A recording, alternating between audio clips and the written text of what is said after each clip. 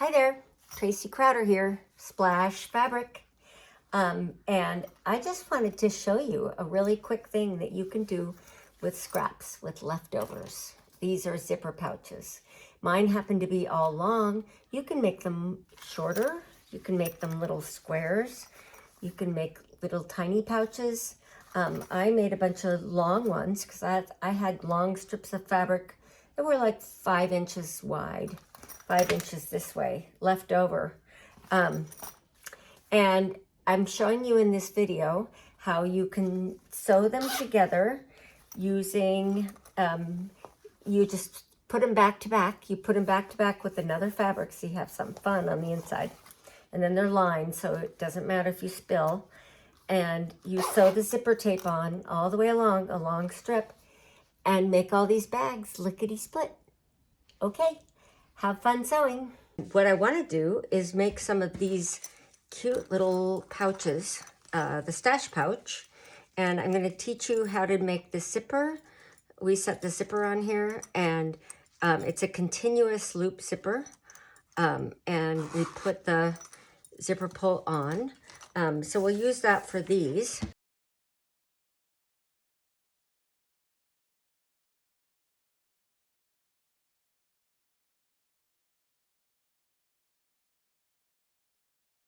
Put wrong sides together and sew it all together at once. These two together, those two together. So we're going to get quite a few bags out of this. For these, I'm going to put, I use this number 5 coil, plastic coil zipper, and I take it apart. I take and pull it apart like this. So you pull it apart, and you just use one side of it at a time. I'm going to just stitch this along on the upper, on the top, all the way around, and I'll show you how that goes. And then I have zipper pulls separately I'll put on. First thing to do is to set these up so they're all ready to go in the sewing machine.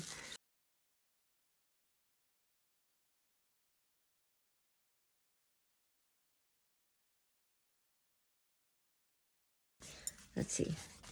If you have one side is straighter than the other, use the straighter one for the top. And then, because the bottom, we'll just chop it off or leave it a little bit uneven on the inside because nobody cares. So what you want to do is take the zipper and the teeth go down because the teeth are going to show up on the top. It'll make sense as I go. So the teeth go down and the edge of the zipper goes here. And I don't have a fancy foot in here. I just have the foot that, my basic foot. And I'm just going to slide that along. I'm going to sew so that it is at the edge of these zipper teeth. And that's all there is to it. So I'm going to pick whatever one is on the top is going to be the one that you see on the outside. This is going to be the inside on this one. Okay? And I put them wrong sides together. And I'm just sewing right here along the top of the bag.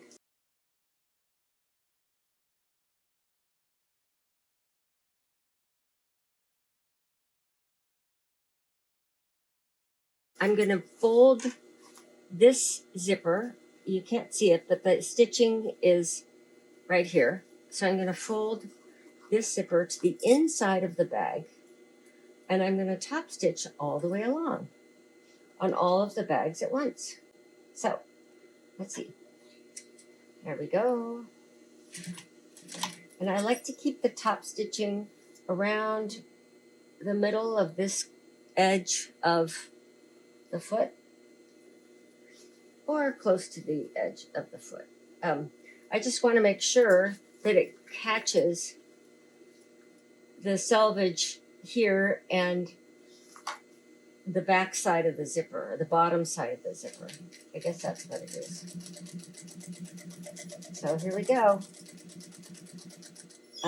And what I like to do is put my label in when I get towards the end of this bag, because that will be on the right side.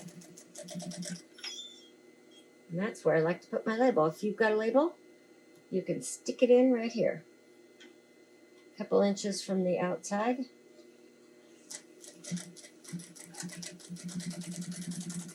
And there we go.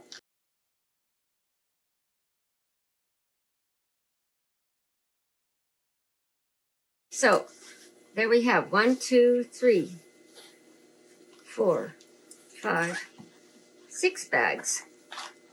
Now, what we need to do is cut them apart. I like to cut them so one is lower. I cut them at an angle, and I'll show you why. It helps to put the zipper pull on. The other way to do it, I've watched somebody else recently who had another system, which is pretty good, and I think I'm going to try it. And it might even be better. We have this is a bag. It's going to go like that, right? So the zipper is going to loop around, so we don't have to do anything to finish a seam there because there's no seam there. So now we have a bunch of different ways we can put the zipper on. One is we can cut this zipper at an angle so that the where the teeth, where the pull is going to go on, is going to match up with that side of the teeth, and I'll show you why. Okay, if we make it like that,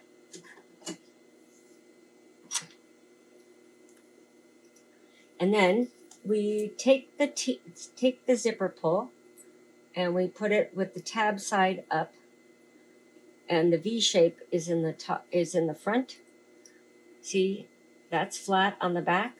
We want to feed the zipper in to the bottom side of this zipper pull. See? So now the zipper pull is on. And we want this edge to line up to right about in the middle of this little knob, because that is where this side is going to start feeding. So we go like this, we put it towards us, we push it down a little bit, and then all you have to do is give it a little yank, and now it's engaged. What I saw recently, somebody in a video, it was actually the same concept. I actually think mine is a little cleaner, but you can do it this way too. So that person cut away the teeth. What you want to do is get rid of the teeth until you need them on one side of the zipper pulls. Actually, it's very much the same thing. I like mine because it's one cut and this is two cut. You're cutting a little notch here. And now, get the other side started. Oops.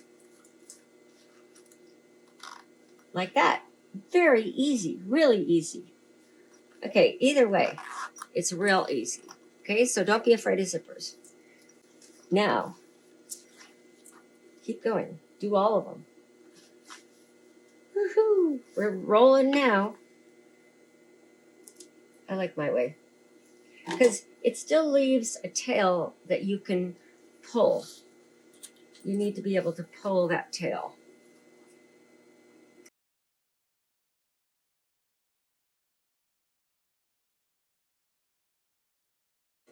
Now, these are ready to sew down one side and across the bottom. So I like to have a little tab with a ring, just because I think it's cute, and it makes it really easy to find your bag at the bottom of your purse. And the other thing is you can hook it on a hook inside your bag. I use the same webbing that we used on our roll-up. The same super flexible herringbone nylon 1-inch webbing. And I will cut off these ends, because what a mess. We don't need all that stuff. We'll just chop those off. I think 3 inches is probably fine. I can't remember what I usually do. So I'm going to do 3, a little over 3. So that's 2.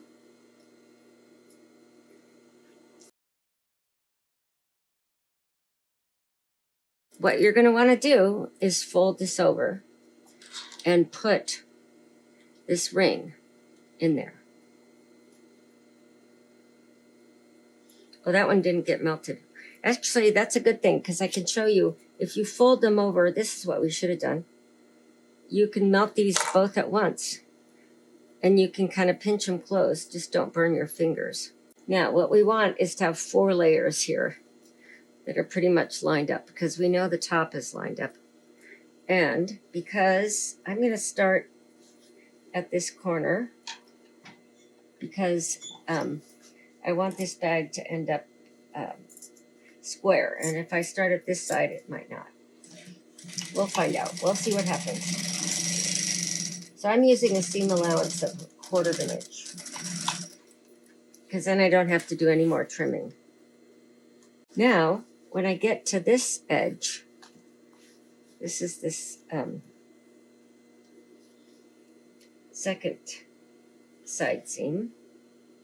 The first side seam was a fold, and this is the only side seam, I guess.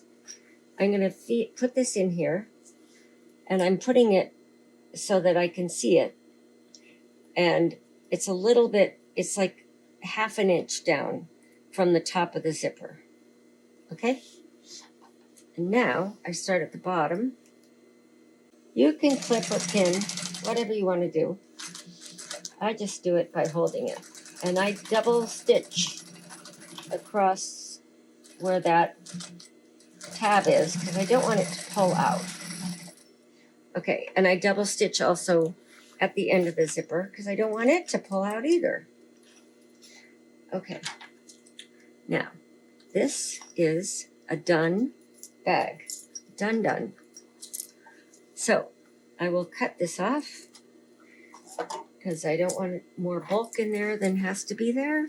You can, snip these corners if you want to, and you turn it inside out.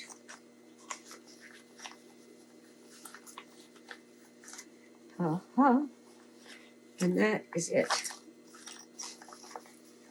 I don't really mind not snipping those corners. Comes out pretty darn cute. Okay, look at that.